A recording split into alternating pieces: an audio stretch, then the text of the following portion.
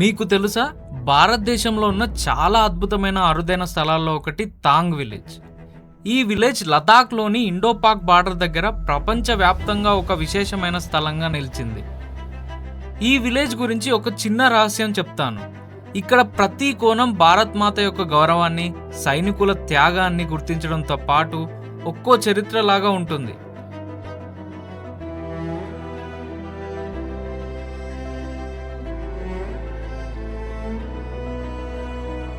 మీ అందరికీ తెలియని ఒక తాత కథ కూడా ఉంది. ఆయన ఫ్యామిలీ పాకిస్తాన్లో ఉన్నారు, ఈయనేమో ఇండియాలోనే ఉండిపోయారు.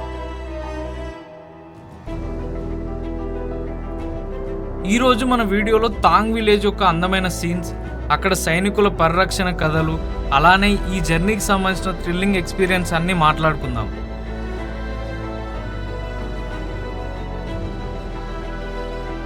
ఈ సందర్భంలో మన భారతీయ సైనికులు చేస్తున్న త్యాగాన్ని ఒక్కసారి గుర్తు చేద్దాం. మీకు తాంగ్ విలేజ్ యొక్క అద్భుతమైన ప్రయాణం అందించడం కోసం సిద్ధంగా ఉన్నాను. So let's begin this beautiful journey. ఈ వీడియోని చివరి వరకు చూడండి. నా ఛానల్ని మర్చిపోకుండా సబ్స్క్రైబ్ చేసుకోండి. అలానే వీడియోని లైక్ చేసి మీకు ఎలా అనిపించింది అనేది కామెంట్ చేయండి.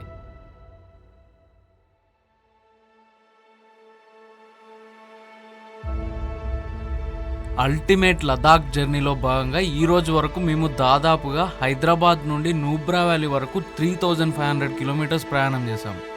ఈ జర్నీలో కాసోల్, జిస్పా, జాన్స్కార్ వ్యాలీ, మూన్ ల్యాండ్ని, ఇంకా లామయూరు మానిస్ట్రీని చూశారు.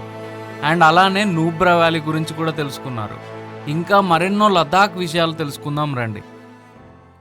Hey guys, hello everyone, welcome to my channel. Myself Jagadish అని. ప్రీవియస్ వీడియోలో చూసారు కదా మీరు, మేము డిస్కిట్కి రీచ్ అయ్యాము. అండ్ ఇక్కడ మైత్రి న్యూబ్రా హోటల్లో హోమ్ స్టేలో స్టే చేసామని చెప్పి చూపించాను కదా. ఇప్పుడు నేను ఇక్కడే ఉన్నాను. ఇంకా నా ఫేవరెట్ హోటల్ అనమాట. లాస్ట్ ఇయర్ వచ్చినప్పుడు కూడా ఇక్కడ 2 days స్టే చేసాము. సేమ్ ఫుడ్ కూడా మన ఫుడ్ లానే ఉంటుంది. చాలా క్రేజీ ఎక్స్పీరియన్స్ లాస్ట్ ఇయర్ అయితే. ఇంకా ఇప్పుడు ఇక్కడ నుండి తాంగ్ విలేజ్ని అయితే ఎక్స్ప్లోర్ చేయడానికి వెళ్తున్నాం. అది ఇండో పాకిస్తాన్ బార్డర్ అనమాట.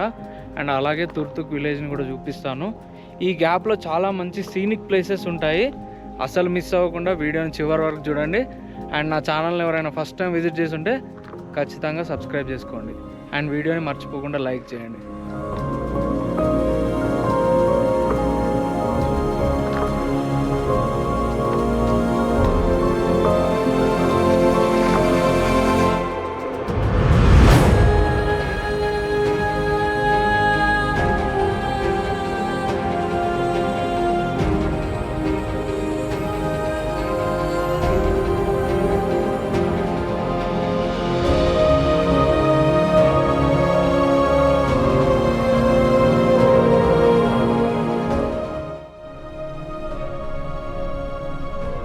ఇప్పటి వరకు నా లైఫ్లో ద బెస్ట్ జర్నీ అనే చెప్పొచ్చు.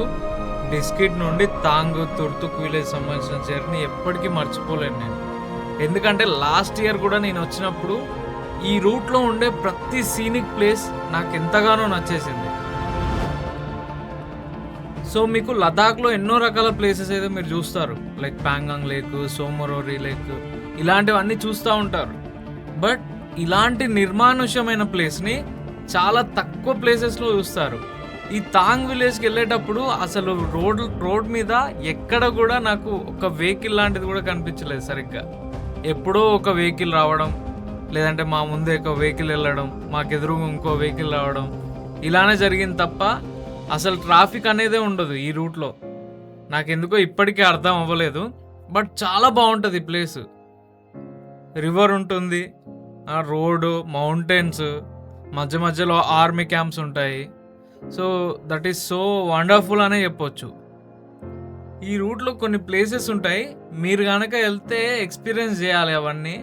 ఆ దారిలో మీరు జర్నీ చేస్తుంటేనే కనిపిస్తాయి, మీరే ఆగిపోతారు ఆ ప్లేసెస్ని చూస్తే. ఫొటోస్ దిగడానికి కానీ, వీడియోస్ తీసుకోవడానికి కానీ, అలాంటి ప్లేసెస్ ఎన్నో కనిపిస్తాయి. మీరు లదాఖ్ వచ్చినప్పుడు తాంగ్ విలేజ్ని మిస్ చేసుకోకండి.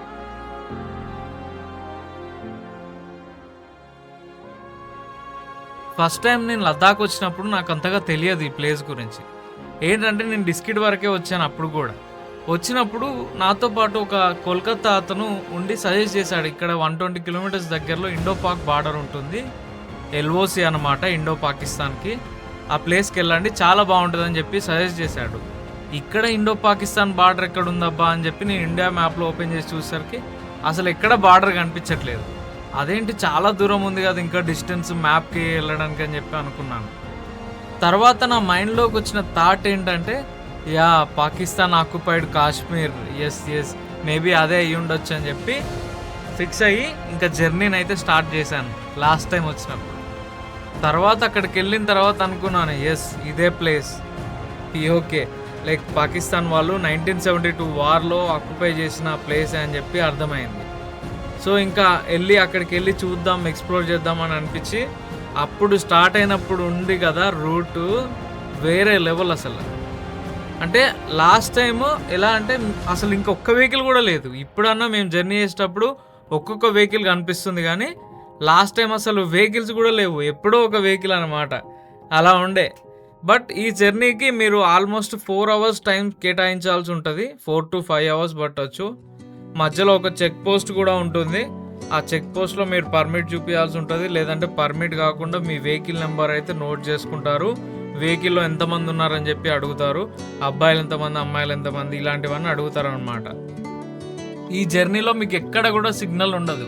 వస్తే తుర్తుక్ విలేజ్లో సిగ్నల్ ఉంటుంది, అది కూడా ఎయిర్టెల్, జియో కొంచెమే. అండ్ మళ్ళీ మీరు రిటర్న్ బిస్కెట్ వరకు వచ్చేంత వరకు సిగ్నల్ ఎక్కడ ఉండదు. అక్కడక్కడ ఆర్మీ క్యాంప్స్ ఉన్న దగ్గర సిగ్నల్స్ ఉంటాయి అన్నమాట. మిగతా అంతా రిమోట్ ఏరియానే ఇదంతా కంప్లీట్గా. బట్ ఫుల్గా ఎంజాయ్ చేస్తారు, ప్రపంచానికి ఎక్కడో దూరంగా బ్రతికిన ఫీలింగ్ వస్తుంది మీకు ఈ రూట్లో జర్నీ చేస్తుంటే.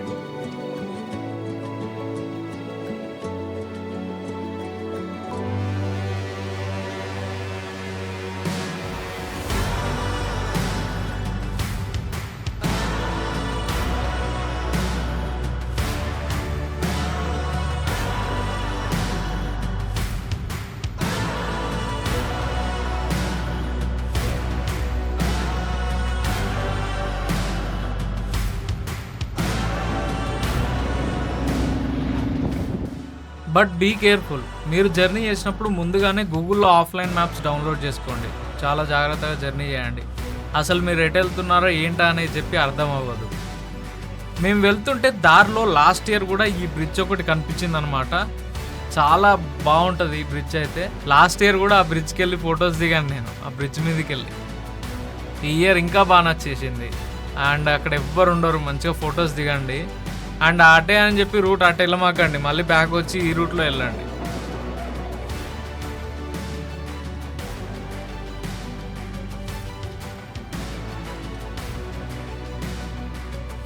ఈ బ్రిడ్జ్ ఉన్న లొకేషన్ ఏమేంటో నాకు ఇప్పటికీ కూడా తెలియదు. ఒకసారి గూగుల్ మ్యాప్ లింక్ ఉంటే నేను పెడతాను డిస్క్రిప్షన్లో, చూడండి. ఈ చుట్టూ ఉండే లొకేషన్స్ అయితే చాలా బాగున్నాయి, మౌంటైన్స్, ఈ మధ్యలో షయోక్ రివర్. ఈ బ్రిడ్జ్ మీద అయితే ఎట్ ఏ టైం ఒకే వెహికల్ వెళ్ళాలన్నమాట. కార్స్ అయితే, బైక్స్ అయితే 2-3 అయినా వెళ్ళొచ్చు, ప్రాబ్లం లేదు.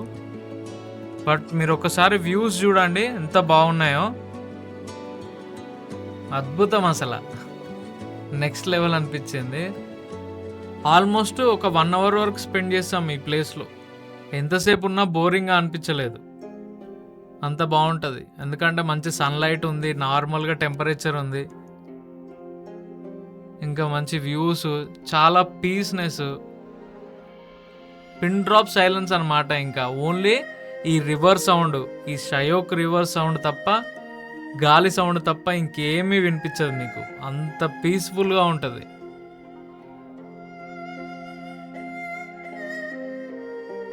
నార్మల్గా వింటర్ ఆర్ రైనీ సీజన్ టైంలో ఈ రివర్ మొత్తం ఫుల్గా ఉంటుంది. ఇప్పుడు కొంచెం డ్రై అయిపోవడం వల్ల ఈ శాండ్ అంతా బయటకు వచ్చేసింది, మీరు చూడొచ్చు. ఈ ఇసుకలాగా కనిపిస్తుంది కదా, డెజర్ట్ లాగా. నిన్న మీకు న్యూబ్రా వ్యాలీలో ఆ శాండ్ డ్యూన్స్ గురించి ఎలా అయితే చూపించానో సేమ్ అలాగే ఉంది ఇక్కడ ప్లేస్ అంతా చాలా వరకు. కానీ ఈ రోడ్స్ మీద బైక్ డ్రైవ్ చేస్తే వచ్చింది కదా మజా, మామూలు మజా రాలేదు. బాగా ఎంజాయ్ చేశాను నేను డ్రైవింగ్ చేస్తూ బైక్ మీద. కార్లో కంటే బైక్ మీద మజా ఎక్కువ వచ్చింది, ఎందుకంటే చిన్న రోడ్, సింగిల్ రోడ్ అనమాట ఇది. మోస్ట్లీ 90% సింగిల్ రోడ్ ఉంటుంది. అండ్ అక్కడక్కడ కొత్త మ్యాట్ వేసారు, కొత్త రోడ్ వేసారు అనమాట. ఇంకా అక్కడైతే దూసుకెళ్ళిపోయా, మామూలుగా అనిపించలేదు.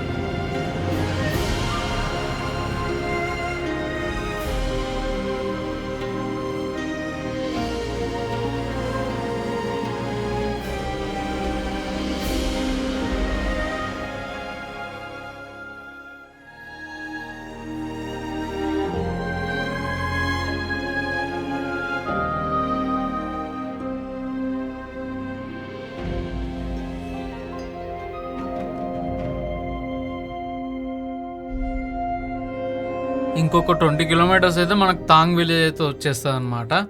తాంగ్ విలేజ్ కంటే ముందు మనం తుర్తుక్ విలేజ్కి అయితే రీచ్ అవుతాము. ఇప్పుడు మీరు చూస్తుందంతా తుర్తుక్ విలేజ్. చాలా వరకు ఇక్కడ మైనారిటీ వాళ్ళే ఉంటారు. అండ్ వీళ్ళ లైఫ్ వింటర్లో అసలు ఎలా లీడ్ చేస్తారో నాకైతే ఇప్పటికీ అర్థం అవ్వదు.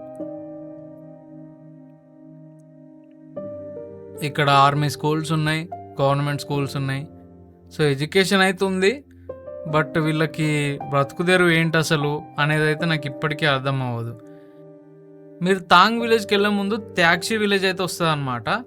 సో ఈ 2 విలేజ్లు కలిసి ఉంటాయి. ఒకవేళ మీరు ప్లాన్ చేసుకొని వచ్చి ఇక్కడ స్టే కూడా చేయొచ్చు. హోటల్స్ కూడా ఉంటాయి త్యాక్షి విలేజ్లో. హోమ్ స్టేస్, హోటల్స్, రెస్టారెంట్స్ చిన్న చిన్నవన్నీ ఉంటాయి. చాలా బాగుంటుంది ఈ విలేజ్ కూడా, గ్రీనరీగా మంచిగా. ఎందుకంటే పక్కన రివర్ ఉంది కాబట్టి చాలా బాగా అనిపిస్తుంది. 1971కి ముందు భారతదేశం వైపునున్న తాంగ్ విలేజ్ మరియు పాకిస్తాన్ వైపునున్న ప్రణు విలేజ్, ఈ 2 గ్రామాలు కలిసి ఉండేవి. అకస్మాత్తుగా డిసెంబర్ 16th and 17th మధ్యరాత్రి రోజున ఈ 2 గ్రామాలు ఎల్ఓసి ద్వారా వేరు చేయబడ్డాయి. ఎల్ఓసి అంటే లైన్ ఆఫ్ కంట్రోల్ అని అర్థం. ఆ యుద్ధం తర్వాత ఈ చుట్టుపక్కల ఉన్న గ్రామాల్లో చాలా కుటుంబాలని ప్రభావితం చేశాయి. ఈ 2 విలేజెస్లో ఆ వార్ సమయంలో ఎన్నో రకాల ఫ్యామిలీస్ ఎఫెక్ట్ అయ్యాయి. ఒక కుటుంబంలో భర్త ఇక్కడ ఉండిపోయాడు, తన భార్య మాత్రం పాకిస్తాన్లోని ప్రణులో ఉండిపోయింది. ఇంకో కుటుంబంలోని పిల్లలు ఇక్కడ ఉండిపోతే ఆ పిల్లల పేరెంట్స్ మాత్రం ఎల్ఓసికి అవతల వైపు అంటే పాకిస్తాన్లో ఉండిపోయారు. ఇలా ఎన్నో రకాల స్టోరీస్ కామన్గా ఉంటాయి ఈ గ్రామంలోని ప్రజల జీవితాల్లో. ఇంకా ఈ తాత స్టోరీ తెలుసుకుందామని వస్తే తన స్టోరీ చాలా బాధాకరంగా అనిపించింది. 1971 ఇండో పాక్ వార్ జరిగినప్పుడు ఆయన వయసు 9 సంవత్సరాలంట. ఈయన ఉండే విలేజ్ ఏమో పాకిస్తాన్లో ఉండిపోయింది. ఈ తాత ఏమో తాంగ్ విలేజ్లోనే ఉండిపోయాడు. చాలా బాధాకరమైన కథ ఇది. ఇంకా ఆ వార్ జరిగిన టైం నుండి తన కళ్ళ ముందు తన ఫ్యామిలీ కనిపించినా వెళ్ళలేకపోయాడంట. ఈయనలాగా చాలా ఫ్యామిలీస్ ఉన్నాయి ఈ తుర్తుక్, త్యాక్షి అండ్ తాంగ్ విలేజెస్లో. ఈ తాతకి 50 సంవత్సరాల తర్వాత ఒక లెటర్ కూడా వచ్చిందంట, మీ పేరెంట్స్ ఇంకా బ్రదర్ చనిపోయాడని చెప్పి. నిజంగా హార్ట్ వ్రెంచింగ్ స్టోరీ ఇది. आप एक ही आदमी है? हाँ। आपका फैमिली में पूरा फैमिली पाकिस्तान में है? माँ बाप फैमिली कहाँ था जी? माँ बाप और मैं बीबी था। हाँ। और कोई नहीं था, बहन भाई। अच्छा। माँ बाप बीबी जो है पाकिस्तान में रह गया जी, मैं अकेला इंडिया में रह गया।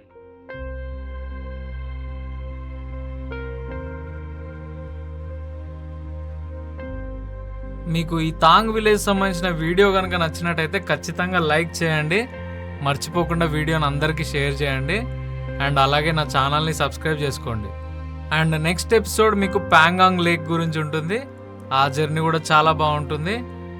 Until then good night, bye bye, జై హింద్.